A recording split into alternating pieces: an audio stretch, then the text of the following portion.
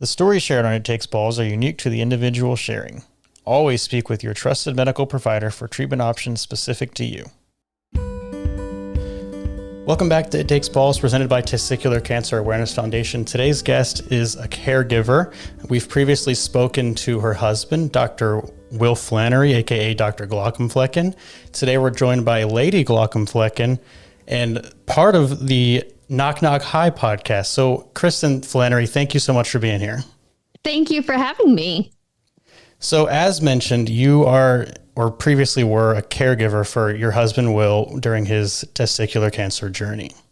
Yes, I don't, nor have I ever had testicles. So that's how I come to be related to your podcast. Yes, is through my husband.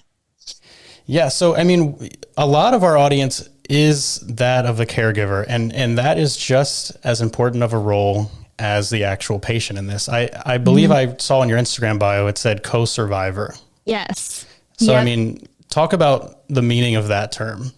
Yeah, that term is very important to me, and to try to, build awareness around that concept, which is all of these, in our case, he had testicular cancer twice, which means he's also on hormone replacement therapy. And in our case, he also had some further health troubles. But I speak a lot about how all of those things also happened to me, even though the illness was in his body, it doesn't stop at the patient. No patient is an island. They're all connected to a bunch of other humans, and these experiences affect other people in really profound ways, just like they do the patient. There's some differences there in how they affect us exactly, but the intensity, and the need for care, and to be seen by, healthcare providers and family and friends and other kinds of support networks is just as great oftentimes as it is for the patient, sometimes even more depending on the situation.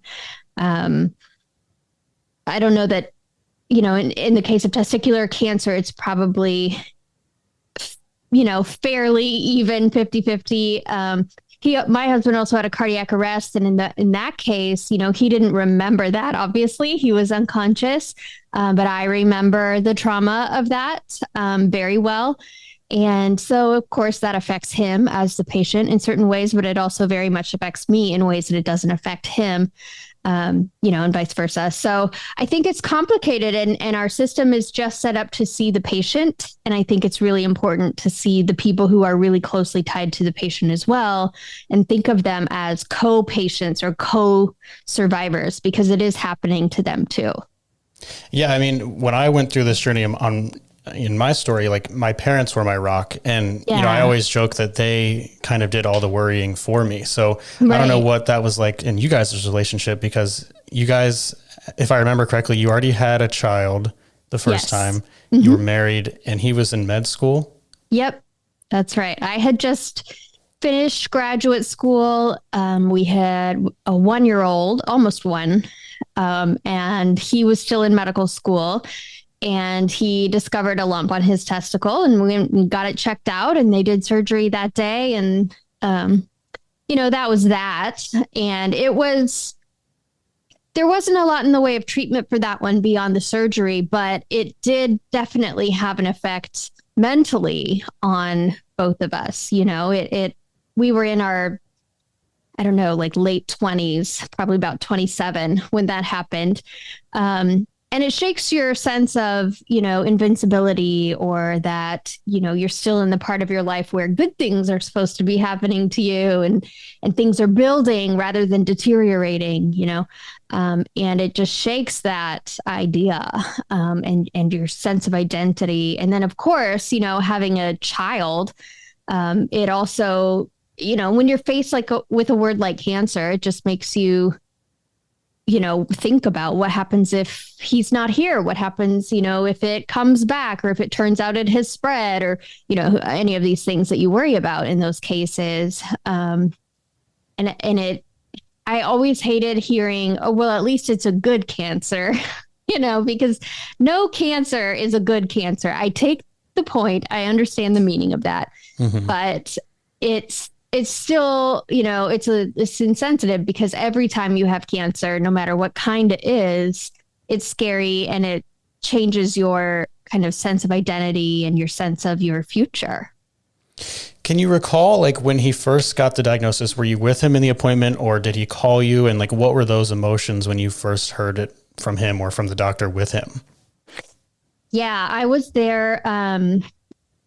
I did not know when he found the lump the first time. And he wasn't even convinced, I don't think at first, that that's what it was. But then once he was convinced, he told me about it. And so we went to the doctor together. And I remember I had the baby on my lap and we were just in ultrasound waiting to see, he was a med student, so he knew what to look for. And he was pretty sure that it was cancer, but we were having a scan to have that confirmed. And we saw the image and there was blood flow. There was definitely a mass and there was blood flow to it. And we both knew what that meant. But even so, like when the doctor said the word cancer, it still just was like a kick in the stomach, like it just, your throat just drops. And I had the baby there and I even knowing it was a good kind, your mind goes to, am I going to have to raise her alone? Am I, what does this mean for us as a family unit, in addition to what does this mean for his body and his treatment, and the thing that stands out to me from those instances, I was there both times that he received the diagnosis, and, they didn't really talk to me. They didn't really look at me. They looked at him, they talked to him. But unless I interjected, it was almost like I wasn't there, like, I don't know if they didn't know what to say to me or if they just weren't worried about it. They're just solely focused on the patient in front of them. But I do remember at the time and reflecting since then that felt really awkward and also, isolating. Yeah, that was going to be my next question is whether or not they talk to you. Cause I know you mentioned that kind of off the top is they only focus on the patient, but, you guys are working to change that in your awareness raising and championing of the caregiver. So that's good. What was that, car ride home like for you guys? Actually, the first time, they took him back to surgery right away. I don't know why they were in such a rush about it. Maybe it was just like the guy was there and they had an opening. Who knows? But they took him back to surgery and I didn't get to see him until it was over. Meanwhile, I took the baby home and called some friends to come babysit so that I could go back up to the hospital. And then I just waited and waited and waited in a little waiting room while he was in surgery. And then when he came out, I was able to take him home that night. It was all just so fast. The waiting room, I think, is probably maybe even worse than being in surgery. Because when you're in surgery, you don't know what's going on. You're right out. So talk to me about what is that waiting room feeling like? It's the worst. If you're lucky, there will be like something to make it semi-comfortable while you wait. Some chairs and maybe a vending machine and maybe a TV or something in the corner. But it's almost dehumanizing in a way. Nobody's trying to make it dehumanizing, but it's just the most bizarre experience, right? Because in your world, everything is swirling and feels so uncertain and scary and you're worried that it's all going to come crumbling down. And meanwhile, everyone else around you is just going about their business, and people are walking down the hallway outside your window. And it almost feels like unfair, like, don't you know what's happening?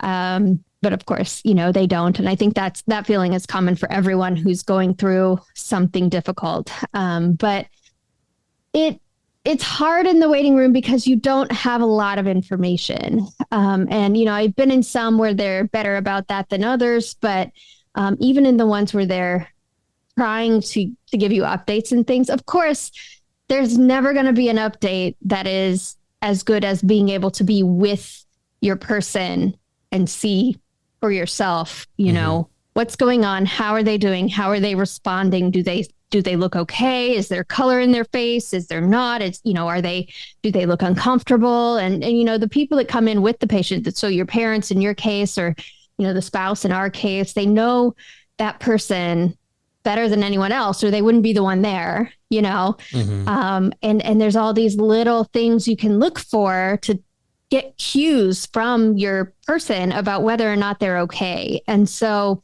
anytime you're not able to be with them and see them, you don't get those cues. And so your mind goes, in all the places where it's scary and all the things that could go wrong. So it's just, it's a very nerve-wracking experience every single time. Yeah. So, I mean, jumping after the surgery, like on that ride home, finally, he's probably a little groggy. You had been thinking about, am I going to raise the child on my own and stuff? Was he like, when did you guys finally have a conversation about what just happened? Oh, that's a good question. Gosh, it's been a while now. So hard to remember the details, but I don't know that we had like one single conversation. I think it kind of unfolded over time, and little bits of realization would sink in here and there. It really helped that all he needed was surgery. He didn't need any radiation or chemo or anything like that. So that was definitely very helpful in letting us kind of put it behind us. But there was always this like, whoa, he's a cancer patient. Like now we have this label attached, that we had to kind of sit with and get used to. And then like after the orchiectomy and, recovery, things are starting to get back to normal. Are you at all worried about any recurrence or anything? No, all the statistics pointed to just a wonderful outcome. And, the doctors had basically told us, just go on and live your life and it'll be relatively normal. Like this shouldn't really affect much and you'll still be able to have, more children, and it just shouldn't affect you much. Keep an eye out, get your scans when you're supposed to get your scans. I think like a 10-year plan is what they had him on, and just didn't really worry about it too much after the first. It took a good year or so to sort of stop having it in the back of your mind. But then after that, it was just kind of like, oh yeah, that happened. Right. So then when you had the recurrence, how did that hit you? Yeah, that one was a lot harder. Obviously, we just were flabbergasted. Like, I can't believe this is happening again, because the odds of that are so low. It's already a small-ish group of people that get testicular cancer to begin with. And, he already won that lottery. And then of that smaller group, only 1% of that group goes on to get testicular cancer in the other testicle. So it just felt like, are you kidding me? Like, how is this even possible?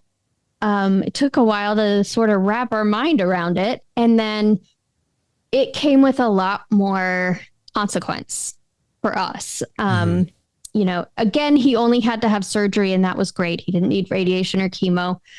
So that was helpful, but it did mean, hormone replacement therapy, and it meant infertility. And we had a second child by that point. And, when it's like every time we had a child that was about a year old, he got testicular cancer because the first one was about a year old in med school. And then the second one was about a year old in residency when he got the second time. So, so we just started to feel like we're like cursed in some weird way, but it was hard. And the hormone stuff, has continued to be hard and remains hard, and maybe always will be. I don't know.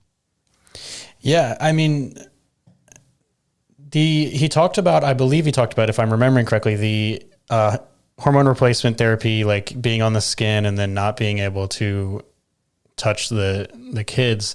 What is that like for you to see that part of it? Yeah, that was sad. We have two girls, and then there's me, of course. So he lives in a house full of females.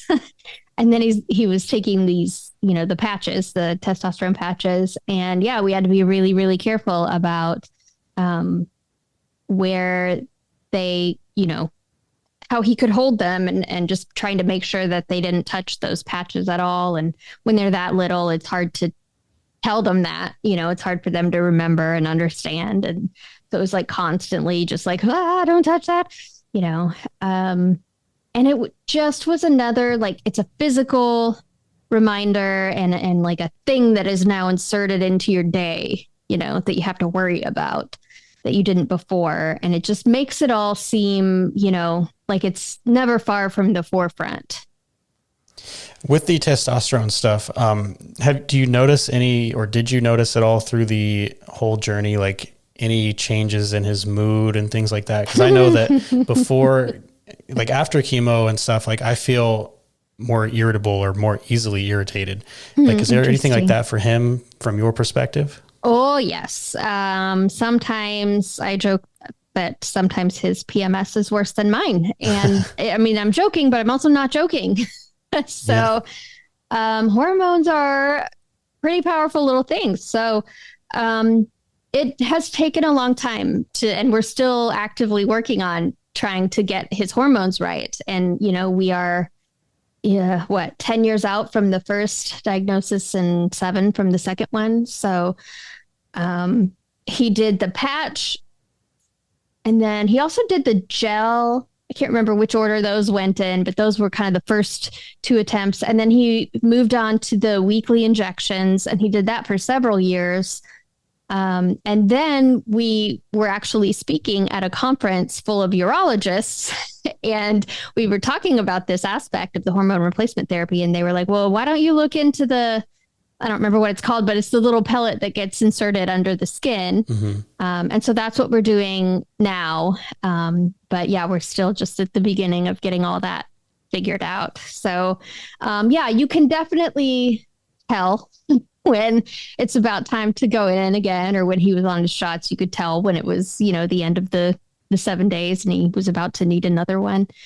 And it's tricky because it's not a conversation that's easy to have. Like, hey, I can tell you're really hormonal. Can you just try to be a little nicer? Like that's not, if that were to go the other way around, and he were to say that to me, that would be just fireworks, of course. And he doesn't like it either when it goes the other way. So yeah, it's a tricky thing for everyone, for him, as well as for everyone living with him, to kind of figure out what the moods are and what the cycle is and when to expect, the bad news, the bad moods, and give him a little space and grace, so it's been a learning experience. Yeah, that's crazy.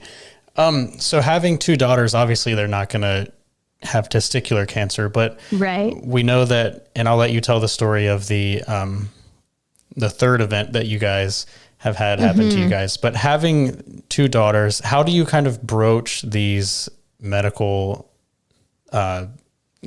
things that have happened to Will? Yeah. It's funny. The 2 cancer occurrences happened when they were so young that they don't remember a time when, daddy didn't have cancer. So, that just seems totally normal in their world, they know that he doesn't have testicles. Our younger daughter still, she calls them tentacles. My mom goes the other way with the calamari. She says, can I get calamari with no testicles? Oh, no. Yeah, but so they know that. And like the dog also, we have a male dog that we got neutered. And so we talked about it. They had a lot of questions, obviously, during that time. And the questions about the dog brought up questions about dad, So we have kind of revisited the conversation over the years as they grow and understand more things. The third event, as you mentioned, is a little trickier. So that was about 3 or 4 years after the second testicular cancer diagnosis. He had a cardiac arrest in his sleep. No prior, health history of anything, related to his heart or anything like that. No chemo or radiology or radiation. So I know that people always have that question of, was it a reaction to that? No, he didn't get that. no family history, so it was just out of the blue. Mm-hmm. That one obviously is a little harder and more worrisome for me. Of course, I do worry about the kids in that case because we never did find out what caused it. So, we don't know if it might happen to them too, or what we're dealing with exactly. We don't know why it happened. So that one is trickier. And again, just explaining to them in age appropriate terms and then revisiting that conversation again and again and again as they understand more things about it. Yeah. And like when you take them to their pediatrician, are these concerns that you're bringing up and they are looking, obviously, again, they're not going to have testicular cancer, but are they screening for other cancers that might, be relevant to them? I don't think they've ever had any like particular screening that anybody else wouldn't get. But except for we do get their hearts, looked into a lot more carefully than would be typical. And I always make sure, it's in their charts, but doctors are so busy these days that you never know, like, did they read the chart? Do they remember the history here or whatever? So I'm, not shy about bringing it up. And in my case, most doctors know of Dr. Glaucomflecken and his story. And so even the kid's pediatrician is a fan, so that kind of helps them remember what the story is and what to look for with the kids. But yeah, we do keep as close of an eye as we can on it. But, again, like there's nothing there right now, and hopefully there will just never be anything there. But I don't know. Will didn't have anything there either. So it's always just a big question mark. Yeah. Let's get back into like the caregiver aspect. So do you have any advice for a caregiver in, and I'll say dealing with, not that that's a negative connotation to deal with, but when they're dealing with their patient who is going through the orchiectomy or any other kind of traumatic event, like how do you think that they can help the patient? And then how do you think the patient can help them? Yeah. My first thing that I always fall back on, when I'm doing it is, you can't pour from an empty cup, so I can't be helpful to someone if I'm not dealing with my own feelings around this and not getting my own, support. So that is, there's one thing that I always say to people is find somebody to talk to, whether that's a therapist or whether that's a friend or a parent or, whoever it might be. Make sure there's someone to check on you. So much attention goes to the patient, and rightly so. They need that attention. It's just, it often comes at the expense of everyone else in the family. So, I always tell caregivers, make sure you're finding somebody, but more than that, I try to talk to the other people in the caregivers' lives and say, make sure you're checking in on those people, don't forget about them. A lot of people come at first and they bring meals and they ask how they can be helpful. And that is all wonderful. But then, once the patient comes home and life kind of moves on, that kind of goes away. And so, if you have someone in your life that's going through something difficult, like a medical diagnosis, like cancer, don't forget to check in on them. Set a reminder on your phone or something, like once a month, see if maybe you could pop by and grab some groceries for them, or just ask them how they're doing, or, whatever it is that they might need at that time. Because they're going to look okay, after a while. Time goes on, you get back into the swing of life. But that doesn't mean that the fears and the anxiety and the feelings about it go away. Yeah. And then for patients who are listening, like what can a patient do? I know they've got a lot going on themselves, but if they can just have it in the back of their mind to act a certain way or say, I appreciate what you're doing for me. What would that do for a caregiver? That's a good question. And it's hard to answer because like you said, they have enough going on and they certainly don't want to put an additional burden on them, having them worry about you. So I don't know. And I think it would depend so much on the patient and their situation, but assuming that they are physically able and mentally able and all of these things, just making sure that, you make that person feel seen. It's a very kind of invisible role doing invisible work, so just, yeah, maybe saying, I appreciate what you're doing, or maybe, asking if you see your partner struggling, maybe, text their best friend or their mom or whatever, depending on what your partner needs.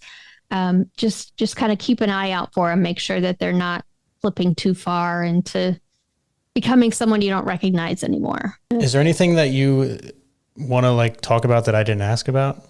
I would say, I don't know if there's many healthcare providers out there listening, and even to the caregivers themselves, you can advocate for these things. But I would say pay attention to all the little things, like the environment and just little things that you might not think of as the routine part of the job, right? But make sure, the caregiver has a place to sit while you're discussing this with the patient. Make sure you're making eye contact with the caregiver. Offer to answer whatever questions they might have. Try to think about how's this going to affect their life? What questions would they be having, because of those things, and try to kind of proactively anticipate that and offer them some information as well. Especially in writing, because when you hear a word like cancer, everything just shuts down and words go in one ear and out the other. But yeah, just in general, I think the theme of my message is make sure that everybody remembers that person is there too, and that this is happening to them too. And so whatever your capacity is, whatever your role is, do what you can in that role to help that person as well. That's great advice. And in your advocacy work, have you run into any of where COVID was happening and only the patient was allowed into appointments? Have you heard anybody tell stories about how that affected the caregiver being on the outside? I was one. Yeah. So during the cardiac arrest it was May of 2020. So it was right at the height of all of that. And we didn't know yet whether masks were effective, and we didn't know very much at all about it. And it was spreading like wildfire. And so I was allowed in as an end of life case, but I didn't get to be with him. And I only got to stay a little while because they put me in a room while he was in the emergency department getting all the scans and stuff. They put me in a room in the radiology area. I don't know why, but in radiology, this is a great example of what I'm talking about, to pay attention to the environment that you're putting these people in. Mm-hmm. In radiology, the walls are lined with lead. And so it cut off my cell phone signal. So I was already completely alone during this horrific experience and, terrified. And then they cut me off from everyone on the outside world. And so I would walk down the hallway a ways, I could still see the room, in case any doctors came by for updates. But if I walked down the hallway a bit, I could get some signal. And so I would do that. And I'd go back and forth and back and forth. And they kicked me out of the hospital after about an hour. And I quote, it was because I was making people nervous because they didn't know if we had COVID, and, I was making them uncomfortable. And so they asked me to leave.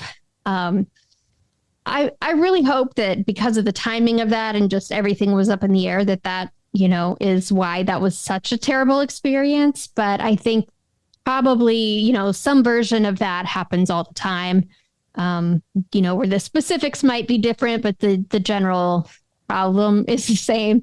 So I tell that story so that people can remember, nobody was trying to be mean. Nobody was doing anything, malicious. They put me in a room where I couldn't have cell phone signal, and they just didn't think about how that would affect, the situation. So things like that, I would encourage everybody to really keep in mind. Jeez, that's crazy. You mentioned in that it was an end of life case. Mm-hmm. What does that kind of do to your mental state nowadays? You can't ever forget about that. Yeah, that is kind of one of my flashback moments, is getting to, so I had been given a piece of paper by the paramedics with the notes of the situation on it. And they told me that if I handed that to the person at the door, they would let me in. The two people at the door, though, were temporary help or something. They weren't the main person that was making decisions about that. They had just been tasked with turning everyone away, so first they turned me away, and then I had to, present the paper and explain all of that. And so while I was doing that, I saw on the door a sign that laid out I think there were 3 cases where one person could come in. And I think one of them was like a baby being born and the other parent could come in. I don't remember the second one. And then the third one was end of life case. And I was like, well, that's the only one that applies to me. So I guess that's why this piece of paper exists. That's why I get to come in.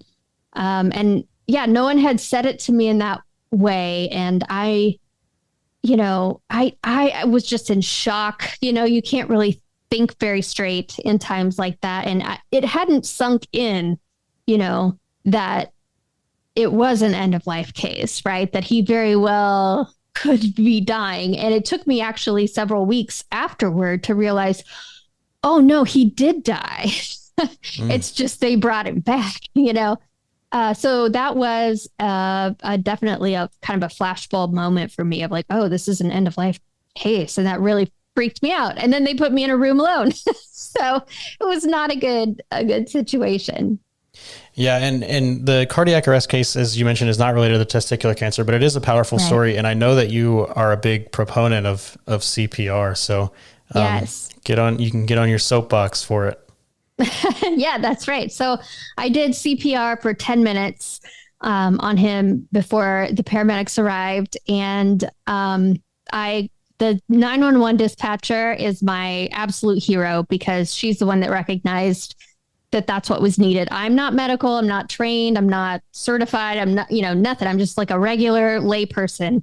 And I did not know that he needed CPR.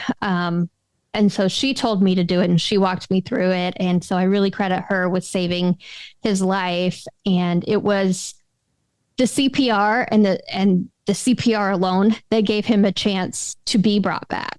And if I can do it, anyone can do it. I'm tiny. He's like 14 inches taller than me and it's got a good 100 pounds or more on me.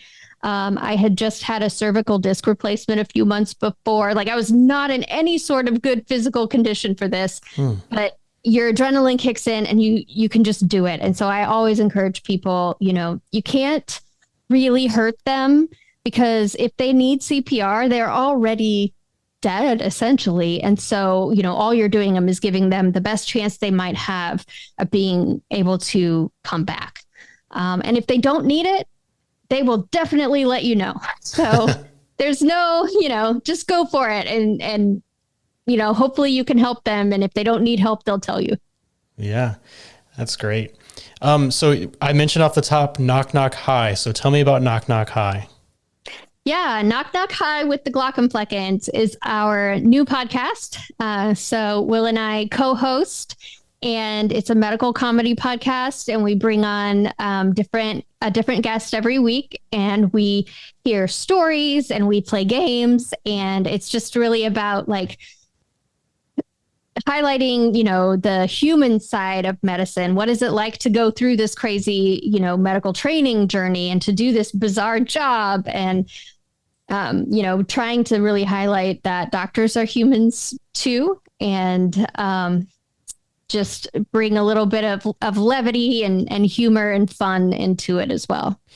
If somebody listening is not already one of the couple million people following you guys, where can they find you? Oh gosh, it feels like we're everywhere now. You can find us at glaucomflecken.com. If you just start typing into Google, type glaucoma and then just put an F in there somewhere, it'll probably get to us. But yeah, we have a website. We're on all the social channels. You can find Will's videos, his medical comedy videos, on TikTok and on YouTube. And you can find video episodes of the podcast on his YouTube channel as well. And then audio episodes everywhere that you might want to listen to a podcast. Great. Kristin Flanary, thank you so much for being on It Takes Balls. Thank you. Thanks for having me. For more information and resources for your testicular cancer journey, visit testicularcancerawarenessfoundation.org. You can also follow us on social media at Test is Cancer. We're on Facebook at Testicular Cancer Awareness Foundation.